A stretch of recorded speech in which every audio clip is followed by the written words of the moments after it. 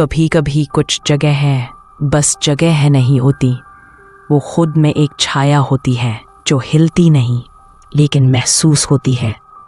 मैं मैत्री और आप सुन रहे हैं विस्पर्स विथ मैत्री। और आज की कहानी आपको एक ऐसे जंगल की सैर पर ले जाएगी जहां पेड़ सिर्फ खड़े नहीं होते, वो दिखते हैं, सुनते हैं और कभी कभी बुलाते भी हैं। सरंडा जंगल, ओडिशा और झारखंड की सीमा पर फैला हुआ ये इलाका देखने में जितना शांत और हरा भरा लगता है, उतनी ही घनी चुप्पियां इसके साए में छुपी हैं।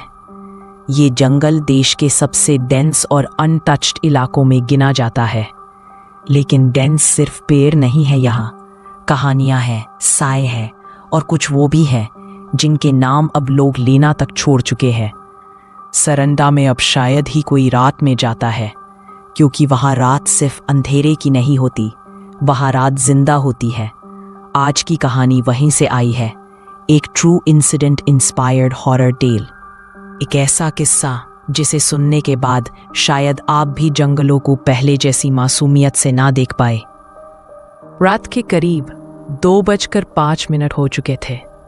सरंडा के टाले पथरीले रास्तों पर एक पुरानी सिल्वर आल्टो धीमे धीमे सरक रही थी, जैसे कोई थका हुआ जानवर मौत की तरफ खुद चलकर जा रहा हो।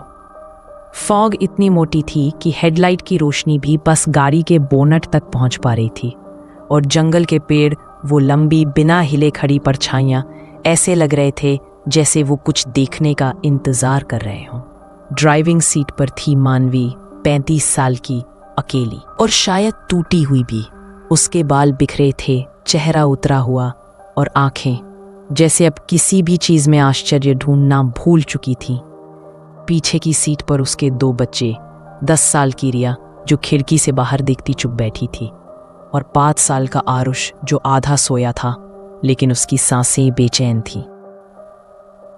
हर झटका, हर मोड़ पर उसका छोटा सा शरीर कांपता था, जैसे कोई सपना उसे पीछे से खींच रहा हो। मानवी के पति की 2 साल पहले सड़क हादसे में मौत हो गई थी। उसके बाद कोई शोर नहीं बचा था जिंदगी में। अब वो अपने बच्चों को लेकर झारखंड के अपने एंसेस्ट्रल होम लौट रही थी। बस एक उम्मीद थी कि शायद गांव में सब ठीक होगा, शायद वहां शांति मिलेगी। पर इस जंगल में शांति सिर्फ उन्हें मिलती है जो कभी वापस नहीं जाते।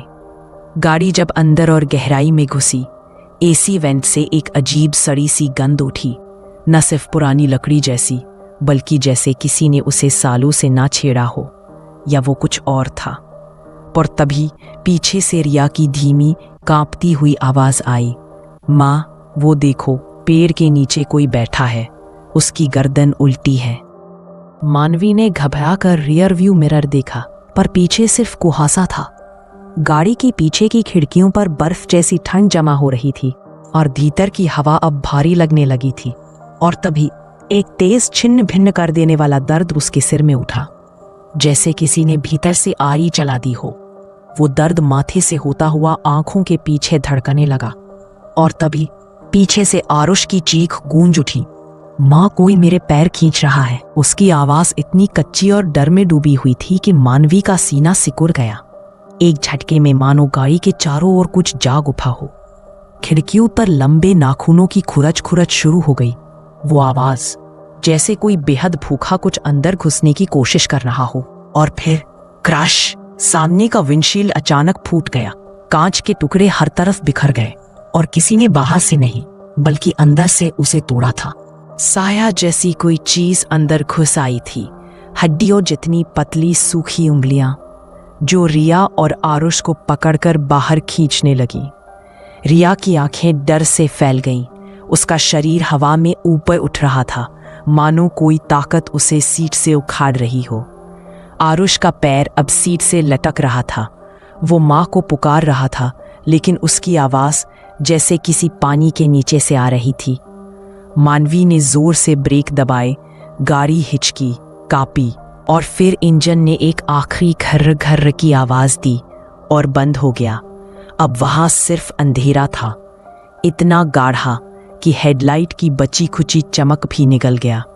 जंगल की वो सड़क अब सड़क नहीं रही थी, वो कुछ और बन चुकी थी, एक जगह जहां ध्वनि और रोशनी दोनों मर चुकी थी। मानवी नंगे पांव भाग रही थी। उसकी एड़ियां जमीन की नमी और कांटों से छलनी हो चुकी थी, लेकिन वो रुकी नहीं।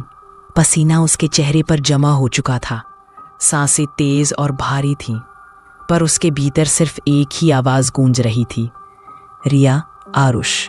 वो उनके नाम चिल्लाती जा रही थी बार बार, लेकिन जंगल हर आवाज को निगल रहा था। ऐसा लग रहा था मानो हवा भी अब उसके खिलाफ थी, घुटी हुई, बोझिल और किसी अदृश्य दर्द से भरी। पेड़ों की छायाएं अब इंसानी आकृतियों जैसी लगने लगी थी, जो पीछे पीछे चल रही थी, न हिलती न बोलती, बस देखती थी। तभी घने अंधेरे के बीच से एक धीमी पीली रोशनी कांपती हुई दिखाई दी, मशाल की लौ जैसी, जो हवा में कांप रही थी पर बुझ नहीं रही थी। उस रोशनी के पास खड़ी थी एक बुजुर्ग औरत। उसकी झुर्रियां किसी प्राचीन कथा जैसी गहरी थी, आंखों में सैकड़ों मौतें देख लेने वाली स्थिरता थी। उसके हाथ में एक पुरानी मशाल थी, जिसकी लकड़ी आधी जली हुई और दूसरी आधी किसी हड्डी जैसी दिखती थी। मानवी के लड़खड़ाते कदम उस औरत के पास जाकर रुक गए। वो कांपती हुई बेसुध सी आवाज में बोली, मेरे बच्चे कहाँ? बुजुर्ग औरत ने उसकी आंखों में झांका, जैसे वो उसकी आत्मा के भीतर झांक रही हो, और फिर धीरे से बोली, तू भाग सकती है, लेकिन तेरा बच्चा नहीं। ये शब्द किसी चट्टान की तरह गिरे। मानवी की सांस अटक गई। उसकी आंखों में आंसू, दर्द और गुस्सा एक साथ भर आया। क्या मतलब है तुम्हारा? क्यों नहीं? क्यों मेरे बच्चे? बुजुर्ग औरत ने मशाल जमीन की तरफ झुकाई और उसकी लौ के हल्के उजाले में एक मिट्टी का पुराना घड़ा दिखा। उसके ऊपर बने थे वही प्रतीक जो मानवी ने स्कूल के बोर्ड पर, अपनी गाड़ी के कांच पर और अब अपने बच्चों की आंखों में देखे थे। ये जंगल श्रापित है बेटी, उस औरत ने फुसफुसाते हुए कहा। यहाँ धायन माई भटकती है। एक समय ये उसकी धरती थी, उसकी पूजा होती थी, पर जब लोगों ने उसे भुला दिया, उसकी बेटियों को कुर्बान कर दिया, तब से वो अपने बच्चों की तलाश में है। हर बच्चा जो यहाँ आता है उसका हो जाता है, और अगर वो बच्चा माँ के खून से जुड़ा हो तो वो उसे कभी लौटने नहीं देती। मानवी की रूह तक कांप गई थी। उसकी सांसें उखड़ने लगी थीं, जैसे हर शब्द उसके सीने पर पत्थर की तरह गिर रहा हो। मशाल की लौ अब और ज्यादा कांप रही थी, और उस औरत की आंखें एक डरावनी शून्यता से भरी थी, जैसे वो सिर्फ देख नहीं रही थी, बल्कि मानवी की आत्मा को चीर कर पड़ रही थी। ये जंगल श्रापित है बेटी। उसकी आवाज अब एक बोझिल ठंडी फुसफुसाहट में बदल चुकी थी। यहाँ धायन माई भटकती है। बहुत साल पहले यहीं एक गांव था। इस सरंडा के किनारे वहां एक दाई थी, सबकी डिलीवरी करवाती थी, पर खुद कभी मां नहीं बन पाई। हर बार उसका गर्व गिर जाता, हर बार एक और चीख, एक और खाली झोली। मानवी हिल कर रह गई। वो अकेली थी और तड़पती थी। फिर उसने मां बनने के लिए एक दूसरा रास्ता चुना, काले जादू का रास्ता। ताबीज, हड्डियां, बलि। वो बच्चा मांगने लगी, इंसानों से नहीं, उनसे जो जंगल की जड़ों में रहते हैं। पर जब गांव वालों को सच्चाई पता चली, उन्होंने उसे डायन कहकर एक रात इसी जंगल की आग में जिंदा झोंक दिया। अब औरत की आंखें मशाल की चमक में डर से चमक रही थी, पर वो मरी नहीं बेटी। उसका जिस्म जल गया, पर उसकी ममता नहीं। उस रात से वो धायन बन गई, धायन माई। और अब वो हर उस माँ से नफरत करती है जिसके पास बच्चा है। वो बच्चा नहीं मांगती, वो माँ से बदला लेती है। अब मानवी की टांगें कांप रही थीं, उसके होंठ सूख चुके थे। पर औरत की बात यही नहीं खत्म हुई। उसकी आवाज अचानक धीमी, जहर में डूबी हुई फुसफुसाहट में बदल गई, जिसे तूने उस रात सड़क किनारे अकेला देखा था। वो मेरी बच्ची थी, भीग रही थी, कांप रही थी, और तूने शीशा चढ़ा लिया। तूने नहीं उठाया। अब देख तेरे बच्चों को कौन उठाएगा। एक ठंडी लहर मानवी की रीढ़ में उतर गई। उसकी आंखों के सामने वो धुंधला फ्लैशबैक कौन था? तेज बारिश, जंगल के किनारे सड़क पर एक छोटी सी परछाई, और फिर उसका हाथ शीशे की तरफ बढ़ता हुआ। लेकिन मानवी ने खिड़की चढ़ा दी थी, गाड़ी आगे बढ़ा दी थी, बिना सोचे। नहीं, मानवी ने फुसफुसाकर कहा। उसकी आंखें भर आई। वो औरत को देखने के लिए पलटी, लेकिन वहां कोई नहीं था। बस जमीन पर वो मशाल पड़ी थी, जलती हुई, लेकिन हवा में कोई भी इंसानी मौजूदगी नहीं थी। अब मानवी अकेली थी, मशाल हाथ में, खून से लथपथ एक माँ जो अपनी औलाद के लिए किसी भी हद तक जाने को तैयार थी। सरंडा के उस काले जंगल में एक माँ अकेली थी। ठंडी हवा ने उसके बाल उलझा दिए थे और हाथ में पकड़ी मशाल अब बस कांप रही थी। चारों ओर अंधेरा था, पर उस अंधेरे में एक अजीब बात थी। वो सांस ले रहा था। मानवी एक कच्चे रास्ते पर बढ़ रही थी। पेड़ दोनों ओर से ऐसे खड़े थे जैसे किसी जुलूस की कतार में हो, चुप पर घूरते हुए। उसने जमीन पर छोटे छोटे पैरों के निशान देखे। कुछ गहरे थे, कुछ मिटे हुए, जैसे बच्चे खुद नहीं चल रहे थे, कोई उन्हें घसीट रहा था। तभी मानवी को झाड़ियों में बिखरे हुए कुछ अजीब निशान मिले। जले हुए तावीज, टूटी चूड़ियां, बच्चों के पुराने खिलौने, जैसे सैकड़ों माओं के दर्द की निशानी। एक जगह उसे एक पुराना जर्जर रजिस्टर मिला। उसने कांपते हाथों से उसे खोला। दाई की डायरी के कुछ भयानक शब्द हवा में गूंज उठे। आज फिर एक और माँ ने मुझसे अपने बच्चे को छुपा लिया, लेकिन मुझे अब फर्क नहीं पड़ता। मैं अब खुद माँ बनूंगी, जैसे भी बने। दूर एक पेड़ के पीछे किसी सफेद साया ने झांक कर देखा और गायब हो गया। मानवी अब अकेली थी। थोड़ी दूर एक टूटी सी झोपड़ी दिखी। उसके दरवाजे पर कुछ उखड़ा हुआ लिखा था, जिन्होंने जन्म नहीं लिया वो अब जन्म लेते हैं। जैसे ही मानवी झोपड़ी के करीब पहुंची, उसे रिया की आवाज सुनाई दी। माँ, तुम तो कहती थी तुम मुझे बहुत प्यार करती हो, फिर उस दिन तुमने मुझे जंगल में छोड़ दिया था। मानवी ये सुनकर जम सी गई। ये रिया की आवाज थी, पर शब्द उसके नहीं। अंदर एक पुराना झूला था। उस पर एक गुड़िया झूल रही थी, पर वो गुड़िया इंसानों जैसी थी। उसकी आंखें मानवी को घूर रही थी। गुड़िया के होठों पर एक भयानक धीमी मुस्कान तैर जाती है। एक पतली बच्चे जैसी हंसी झोपड़ी में गूंज उठती है, और गुड़िया के हाथ खुद ब खुद हवा में झूलने लगते हैं, जैसे किसी अदृश्य बच्चे को थप्पड़ मार रहे हो। दीवार पर एक पुराना आईना टिका था। मानवी ने जैसे ही झांका, उसमें वो खुद नहीं थी। वहां थी एक दूसरी औरत, झुलसा हुआ चेहरा, पेट पर जलने के निशान, और पीछे एक बच्चा जिसकी आंखें काली थी। तू माँ थी? आईने में मौजूद उस भयानक छवि की आवाज जैसे जमीन के अंदर से आ रही हो, मानवी के कानों में गूंजी। तो भुगत, अब तेरा नंबर है। आईना टूट गया। अचानक झोपड़ी के चारों ओर आग की लपटें उठने लगी, लेकिन वो कोई आम आग नहीं थी।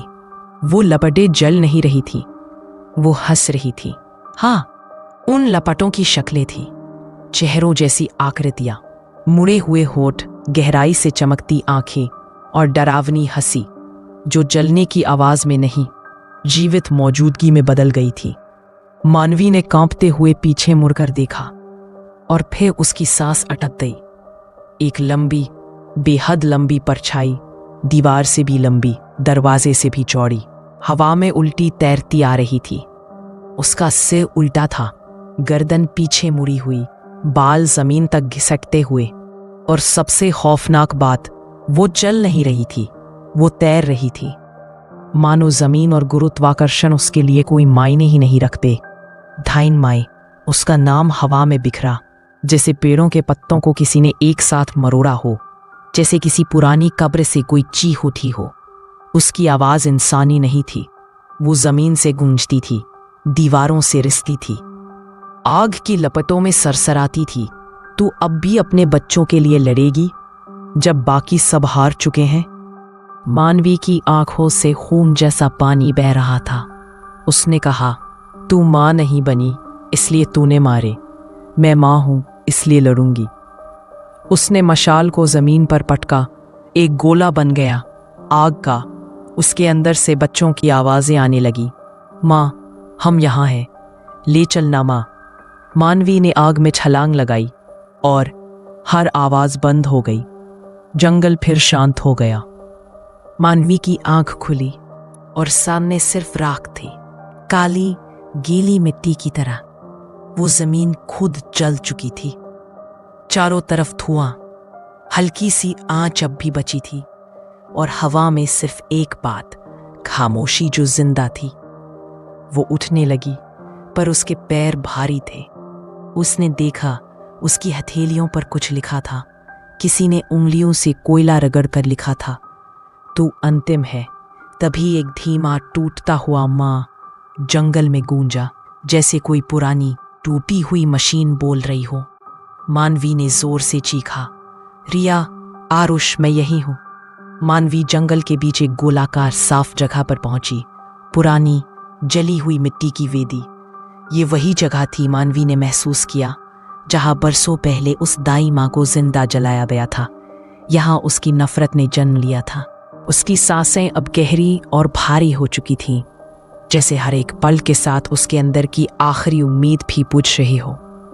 उसकी आंखों में अब सिर्फ दो चीजें थीं, डर और एक माँ की थकी मगर जिद्दी हिम्मत। डायनामाई उसके सामने खड़ी थी, लंबी, काली, विकृत। उसके आसपास की हवा तक कांप रही थी, जैसे जंगल खुद रुककर ये टकराव देखना चाहता हो। आग की परछायां दीवारों पर नाच रही थी, लेकिन मानवी बस चुप थी। कोई रोना नहीं, कोई चीख नहीं, ना दया की भीख, ना सवाल। उसने अपनी उंगलियों में पकड़ी उस आखिरी तावीज को कसकर दबाया, जैसे उसके अंदर छिपा हो कोई अधूरा वादा। धायन की आंखें उसे चीरने लगीं। उसकी गर्दन हल्के से एक तरफ झुकी, मगर मानवी की चुप्पी वो अब शब्दों से कहीं ज्यादा ताकतवर लग रही थी।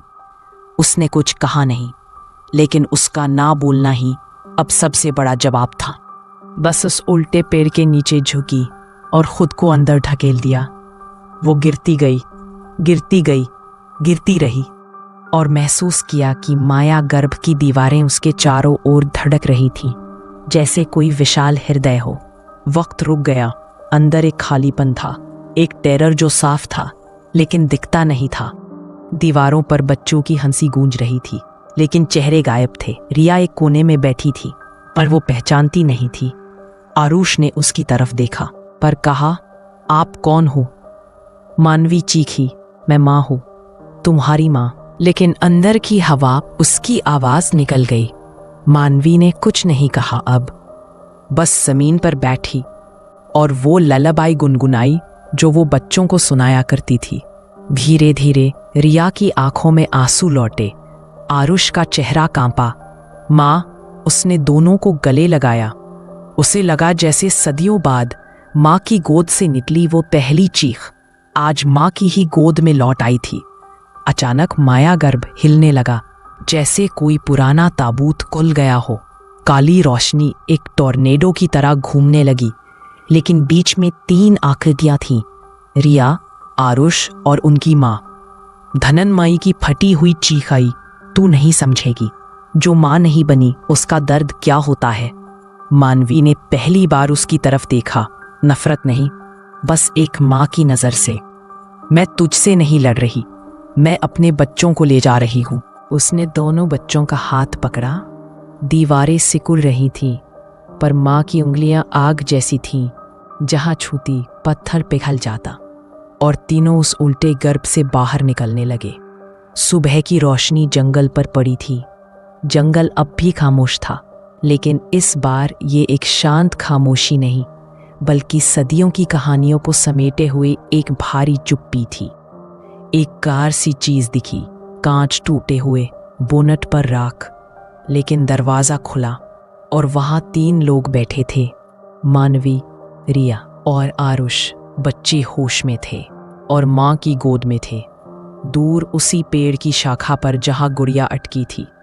मानवी ने देखा कि उसकी आंखें अब बंद नहीं थी, वे अंधेरे में चमक रही थी और उसकी खाली आंखें एक ठंडी अप्राकृतिक चमक के साथ मानवी को घूर रही थी। कहते हैं माँ की ममता अंधकार से भी टकरा सकती है। लेकिन कुछ अंधेरे पीछा नहीं करते, वो बस इंतज़ार करते हैं। शायद आज बच्चों की जान बच गई, पर वो जंगल अब भी वही है, चुपचाप सांस लेता हुआ, किसी और की माँ के कदमों की आहट सुनने के लिए तैयार। मैं थी मैत्री और आप सुन रहे थे विस्पर्स विद मैत्री। अगर आपके पास भी कोई ऐसी कहानी है जिसे लोग भूलना चाहते हैं पर वो खुद को सुनवाना चाहती है, तो मुझे ज़रूर भेजिए, क्योंकि डर कभी अकेला नहीं आता।